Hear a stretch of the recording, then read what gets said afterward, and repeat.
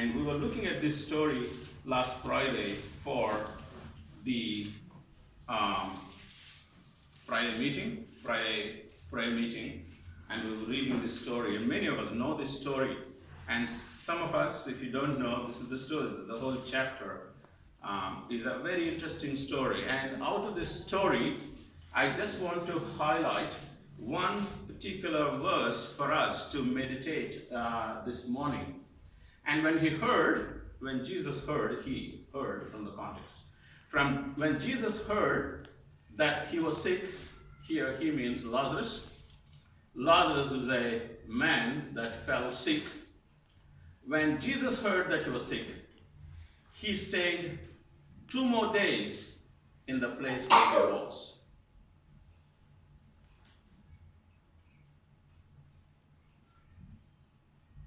That's the verse that I want you to consider this morning as we understand our relationship with God and God's interactions with us as human beings.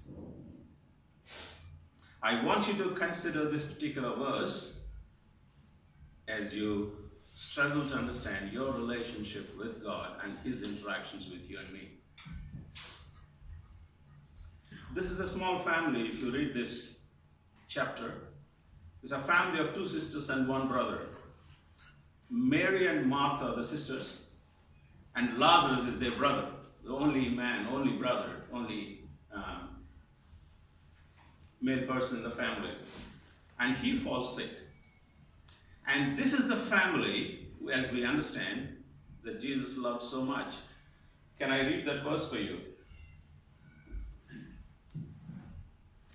Verse number 5. Jesus loved Martha and her sister and Lazarus. Jesus loved this family. It's a plain statement. He loved them. Now, a tragedy struck this family, and the man in the family fell ill, and they sent a word to Jesus. The one who you love so much is fallen sick. He is not well. Would you do something about it? It is a simple cry, a plea, a passionate prayer from this family. And it reached Jesus. The prayer reached Jesus. The request got to the master. And now here is a response. What's the response? When he heard this, he did not quickly pack up his bag and got onto a horse or a donkey or something and then set on a travel to reach this place immediately. No. He stayed there for 2 more days. And when he finally arrived, I want you to look at verse 17. On his arrival, Jesus found that Lazarus had already been in the tomb for 4 days. This man died. So Jesus stayed in the same place where he was for 2 days on hearing the message. Probably it took a little while for the message to reach Jesus. And when Jesus stayed 2 more days and then set off and then came back to this little town called Bethany, where Lazarus was buried. He was already buried. He was buried by then for 4 days. He was in the tomb. So that is the situation. And this verse, Bible, clearly records when he heard this news, Jesus responded how?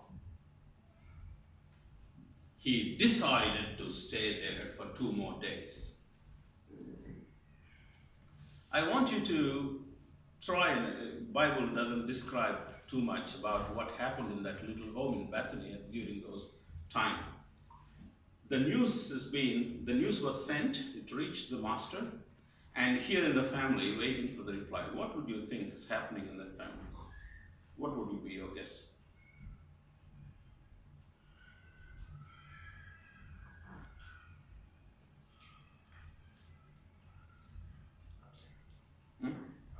Upset.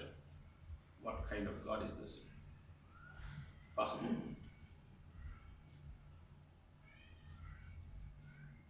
What will be happening in this home? Desperate. They're seeing their brother dying, their only brother in the house. Have you ever been in that situation? You prayed in desperation, but you don't see any answer. All that you see is silence. Nothing is happening.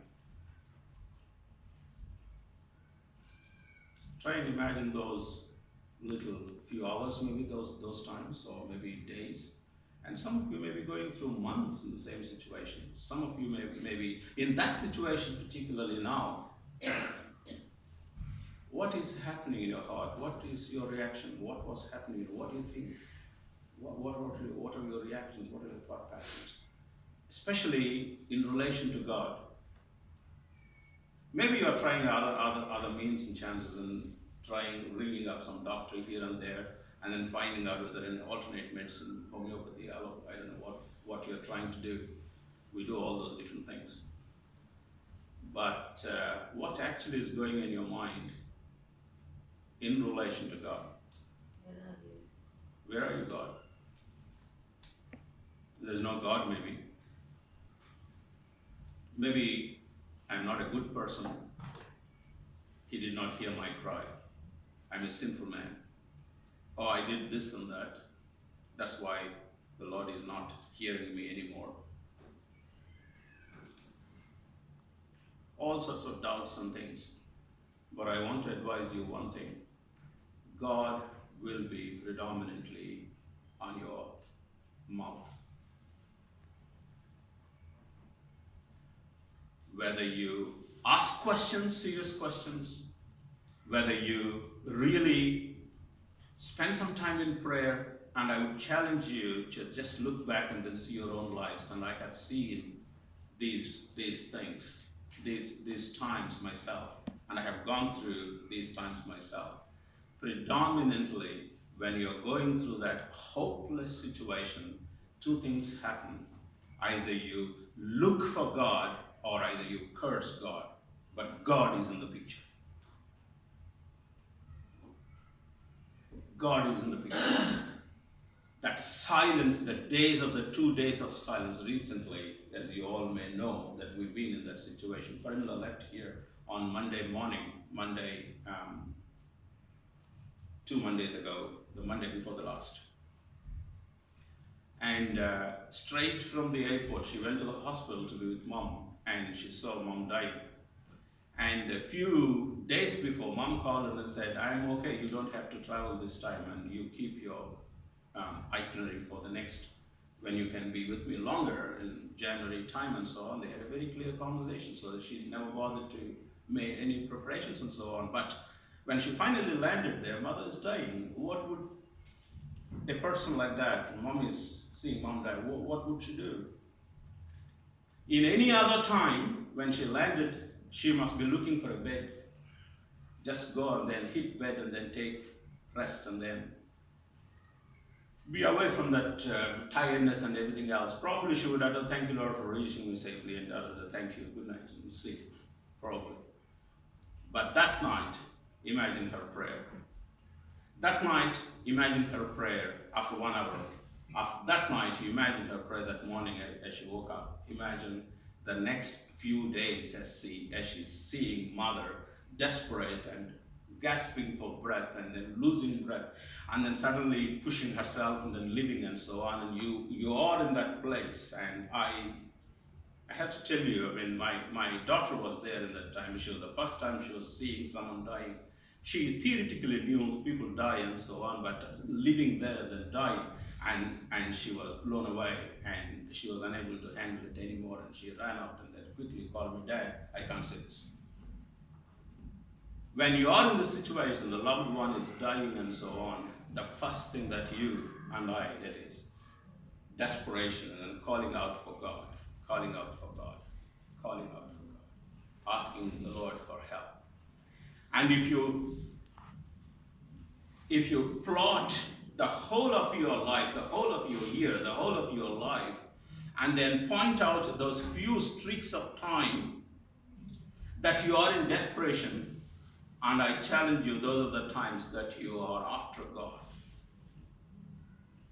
That's why someone said, pain is God's megaphone. That is the time the Lord is speaking. You think it is silence. You think nothing is happening. But one thing I know from this story is that the news reached Jesus. He has heard your prayer. If anyone is in that situation, I want to challenge and encourage you. The Lord has heard your prayer already.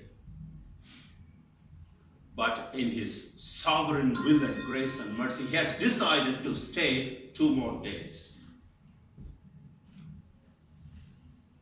And these 2 more days, your heart, your mind, and everything is on God. This is not the time that you would think about going for shopping. This is not the time that you would go for sitting in a restaurant and then enjoy a good meal. You won't think about anything that you normally think of on a holiday when you go to India or England or wherever you normally go. But when you are facing this situation in life,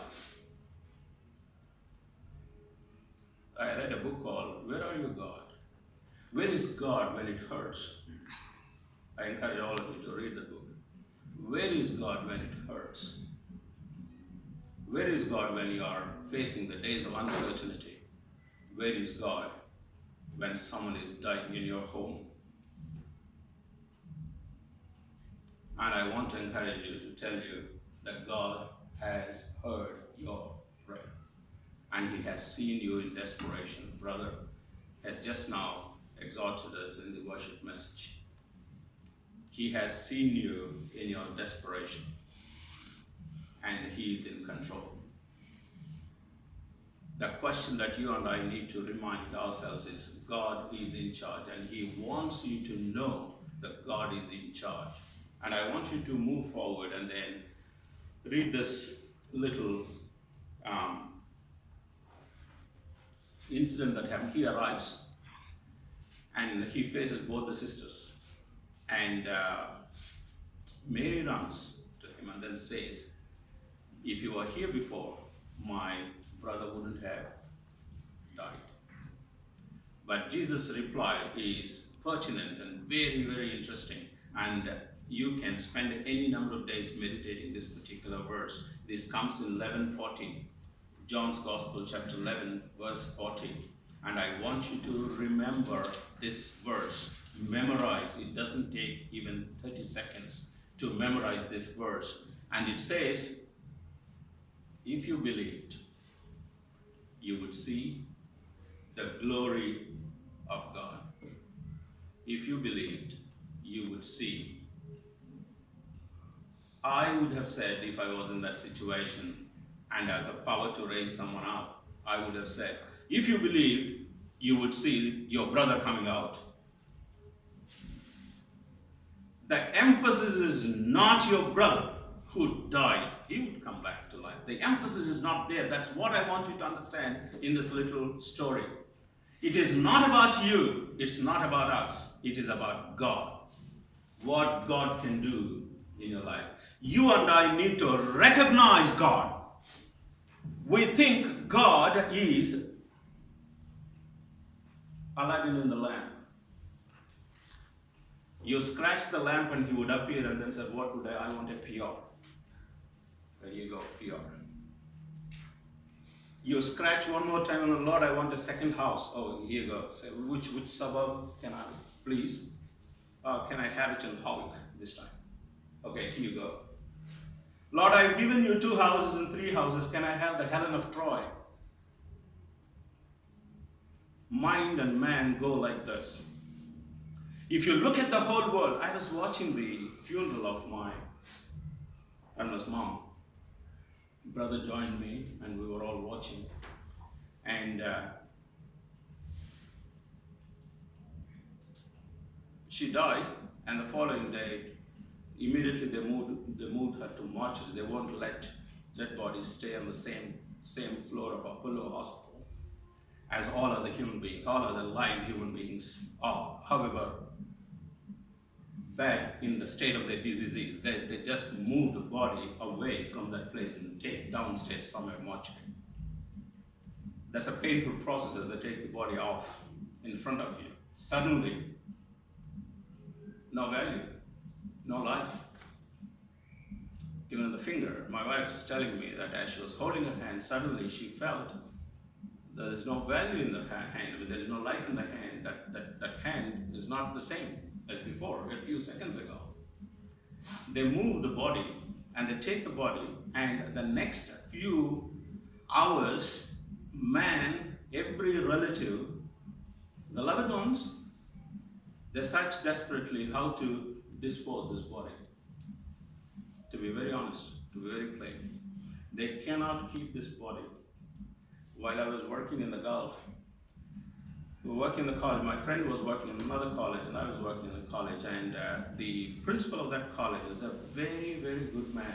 He's from Jordan country, Jordanian, and he was very, very helpful for all of us. And then suddenly he passed away in an accident. So his body was going to be airlifted to Jordan, and we all went to we just wanted to have a final look, view of that man, great man who helped all of us, though we were different countries. He was Jordanian, we were Indians, and we had that great bond. He helped all of us and so on. So we went to see that man, and we were waiting at the airport, and then finally no body was arriving. We don't see the familiar faces and our colleagues and things like that. So my friend picked up the phone and then called one of those, where is the body? It's an airport. We're waiting in the airport for a long time. Where is the body? It's not, which airport? I mean, yeah, normal airport, in Muscat Airport. No, you go to the cargo airport. Suddenly this great man has become a cargo. He is not transported in the normal plane. He is transported as a something worthless, They dispose the body. But if you look at the life of every one of us, majority of the things, not majority of the things, I would say 99.9999 point is for the body that you spend your time. Your money is for the body, the food is for the body, the house is for the body, the roads are for the body, the cars are for the body. Everything is for the body. The clothing is for the body, the hairstyle is for the body, the facials and whatnot that you do, decoration, the exercises, the games that you play, and the things that you do, everything is for the body. If you look at the whole world, as if the whole world and everything, every power, every resource, and everything that you have is for the body. Is it wrong to have some good food? Is it wrong to appear gentle or gentlemanly? Or is it appear to a little pretty?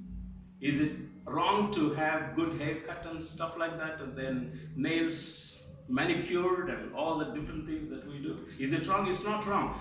It's not wrong when such a lot of time is spent on a body that you won't even keep for 2 days or 3 days or 5 days or 10 days. What about the time that you spend on your soul that is going to live?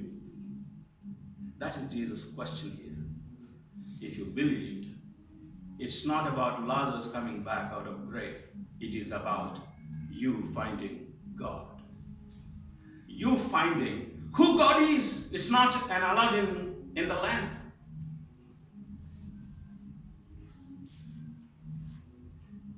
That he would come and then appear at your doorfront at the back of a car and then give you whatever you want to.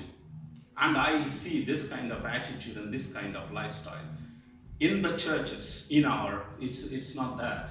The Lord is the owner of your body, your life, and so on. That's why death and life is in my hands, says the Lord. And he can take you off.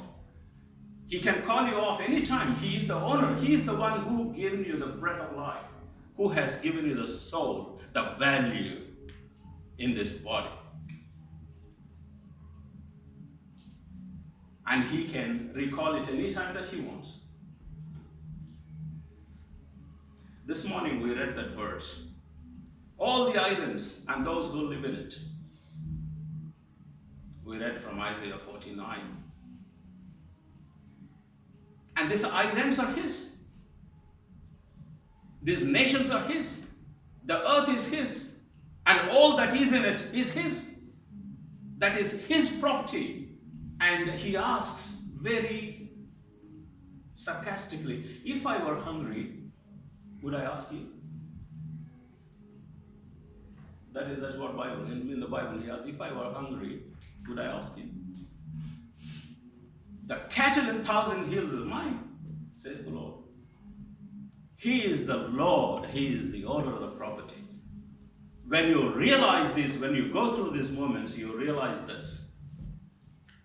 You realize not the basic necessities of life that have come in a platter to you. Many of us, we are the recipients of his goodness and his grace. When we ask this, he gave, and he gives and gives and gives and gives. And he gives us, he is a lavish father. We always remember him as the one who gives everything that is good. Does he withhold anything from you? If you ask for a bread, would he give a snake? All these different verses that we always read and then meditate. He is the one who gave you everything. But have you recognized who he was, who he is? Have you recognized his glory? That should be your pursuit and mine. And these are the little intervals, and he's calling you to attention. These are the little intervals of days and probably, in some cases, a little longer as we respond, as we delay in responding, as we don't understand some of those things. He's calling you for attention. If you believed, you will see the glory of God. Some time ago, I was taking the kids for a trip to Coromandel.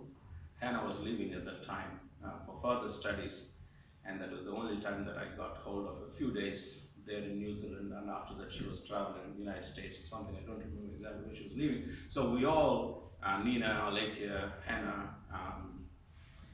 Simon, can't remember her son, and Arju. We all set off to Coromandel just for a day out. And Brother Joel gave us his Land Cruiser. So we were in a Land Cruiser to having a trip to Coromandel. Now, as I was driving, I was in charge, right?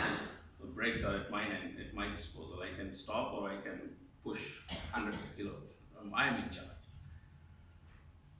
Now, imagine the requests of these young people. Can I have a stop here? Oh, can I have an ice cream there? Oh, can I do this? And can I do that? And sometimes these journeys, especially up and downs and so on, it nauseates, right? And people may be really struggling inside of the car. Now, if I have to take them to the destination and back, if I listen to every story or every request and every desire of these little ones, though I love them so much, would I take them to the destination? Would I take them back to safety? Safety of home? I would have to delay. I would have to say no. I would have to differ. I would have to say, no, we would rather do this way. No, we would rather stop at that place. We would do this way. There are times that I would concede. There are times that I would say, yes, we will stop here and have a look, have a break. But there are times I would say, no, we can't. We don't afford to. Because our goal, our destination is different. You and I, many times as we are relating to God, we are requesting of detours. Can I have an ice cream here? Can I have this? And can I have that? And so on. But God's purposes, God's desire is salvation. He wants to save you. He wants to save you from death. He wants to save you from death. He wants to save you from destruction. He wants to save you from hell. And he has to take a different direction. He has to call you for attention. It may be nauseating sometimes sitting at the back of the car. And I know Nina was struggling and Aleki was struggling. They after they told me that it was a very bad journey, Dad, that we have had. But I tell you, they're back to safety. They're back home. God is in charge of our lives. He takes care of us. He brings us back home. And if you believed, you would see the glory of God. But do we go through this kind of thing? Yes, we do. But what do we understand about God? I want to read from Lewis and then end. It's C.S. Lewis. His wife died. His wife, very, he loved her so much, and he died. And that was the time C.S. Lewis was, his faith was in a great tension. And he asked questions, he struggled. And why is this happening? Why is this happening, God? We all do that, as I told you. When we go through these things, we ask questions, we struggle, but our mind is on God. And the more you hear the great sounds, the glory of God outside of the silence of God. That's what I want to tell you. That's what I want to encourage you today. And here it is, Lewis writing, grieving the death of his wife, Joy. He is writing like this. They tell me Joy is happy now. She is happy up there. They tell me she is at peace. What makes them so sure of this? Everyone is telling her soul rests in peace and she is in God's hands, and so on. What makes them so sure of this? I don't mean that I fear the worst of all. Nearly her last words were, before Joy was dying, her last words were, I am at peace with God. And she had not always been. She has not always been in peace with God. Lewis writing about his wife. Her wife said, I am at peace with God. And he said she had not always been. She's right. But she never lied. And she wasn't easily deceived, least of all in her own favor. I don't mean that. But why are you so sure that all anguish ends with death? How are you so sure? How are you so sure that all anguish, all the pain and all that you go through ends with the death? More than half the Christian world and millions in the East believe otherwise. How do they know that she is at rest? Why should the separation, which so agonizes the lover who is still living, who is left behind, be painless to the lover who departs? It's painless for her, but it's so painful for me. And how do you explain this? You say because she is in God's hands, so she is happy. You might say that. But if so, she was in God's hands all the time. She has been in God's hands all the time. When was it time that she was not in God's hands? All the time she was in God's hands. But I have seen what they did to her here when they were worrying. Do they suddenly become gentler to us the moment we are out of the body? I was seeing the funeral and they dressed with the best of the clothing and then decorated her and so on, the body. They're very gentle in carrying and so on. Why are they so gentler all of a sudden? He's asking these questions. And if so, why? If God's goodness is inconsistent with hurting us, then either God is not good or there is no God.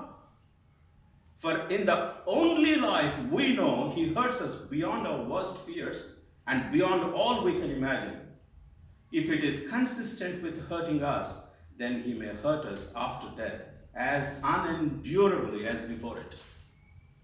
The only life that we know this side of the grave is hurting so badly and not giving us what we want sometimes and putting us in that dilemma for hours and years and sometimes many, many longer time. And May is going to hurt us after that as well. What is it? Sometimes it is hard not to say like this. When I'm actually going through this pain, my wife died, it's hard not to say. Sometimes it is hard to say only so much. There's a lot more to say. But if our faith is true,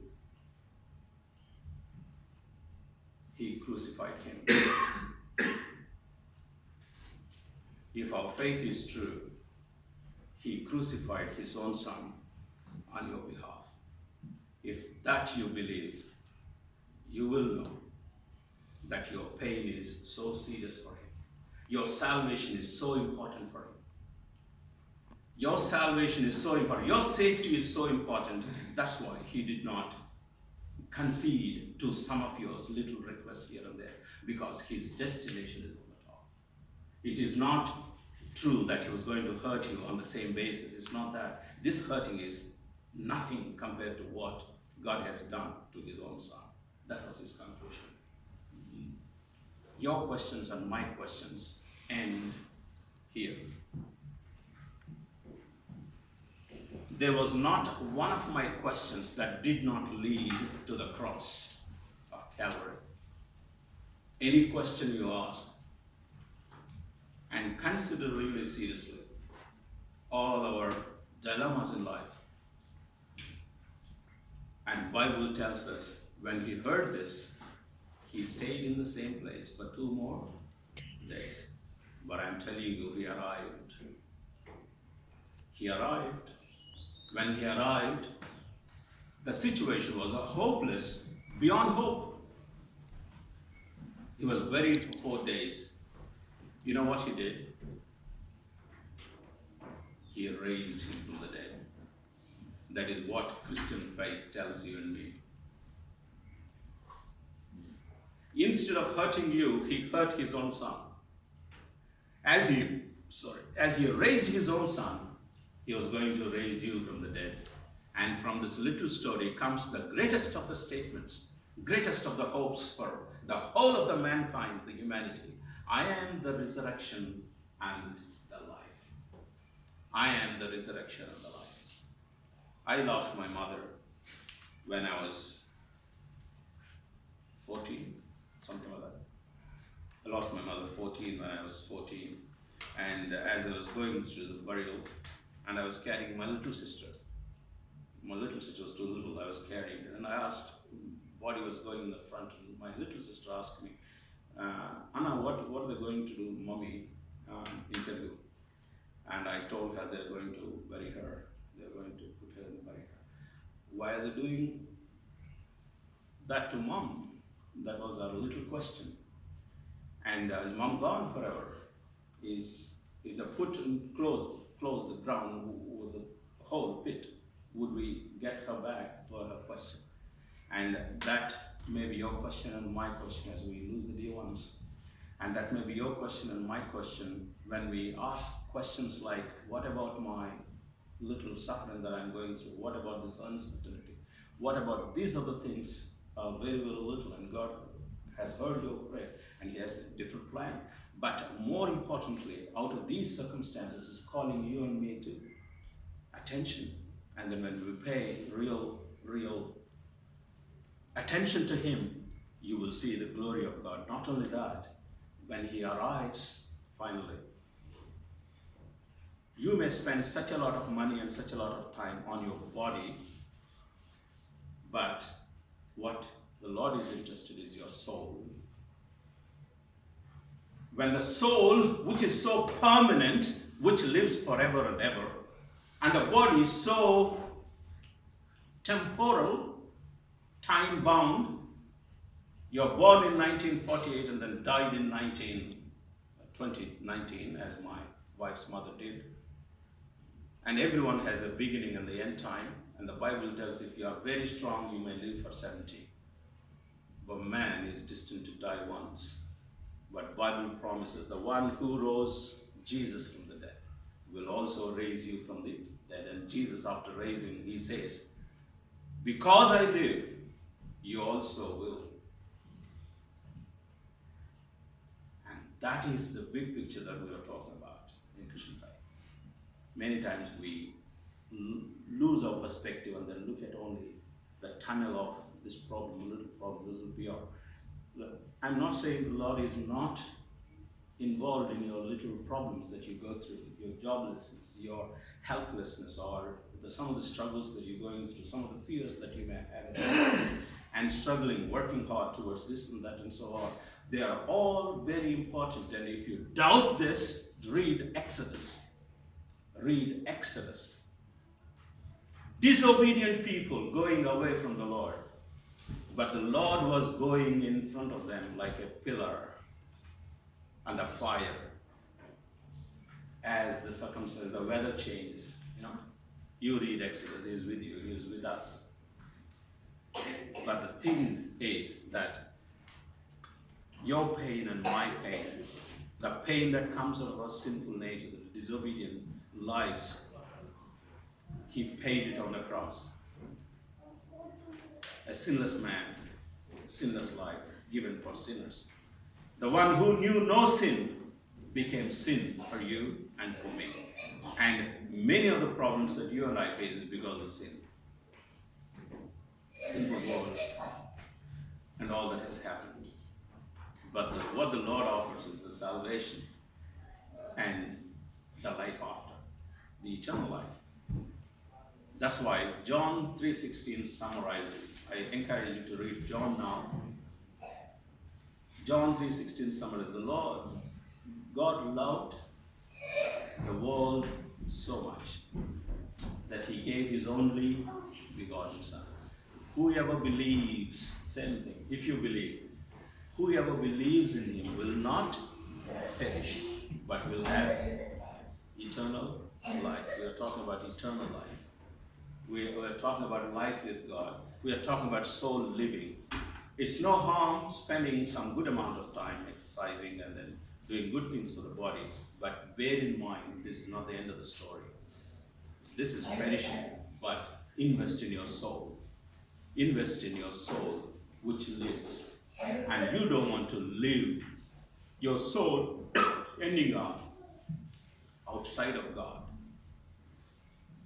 And Jesus, only Jesus in the Bible, no one else tells us about the hell. Where do you want to be in the eternity? That is the big question that you and I need to deal with. This is the big question that you and I need. Where are you going to end up finally? With God or outside of God? And those are the decisions you take here every time you come back here. You rededicate yourself. You look back and then see all the different things that you've done in the interest of your body, in the world, and so on, but neglecting your soul. These Sundays, these things remind us what the Lord has done for you. And if you believe, you will see the glory of God. Shall we bow our heads? As we bow our heads, I want you to encourage all of you to look into your own life and then enumerate. And Bible tells us simply, judge yourself so that you won't be judged. Judge yourself. Judge yourself. Where have I been yesterday, last night, this morning?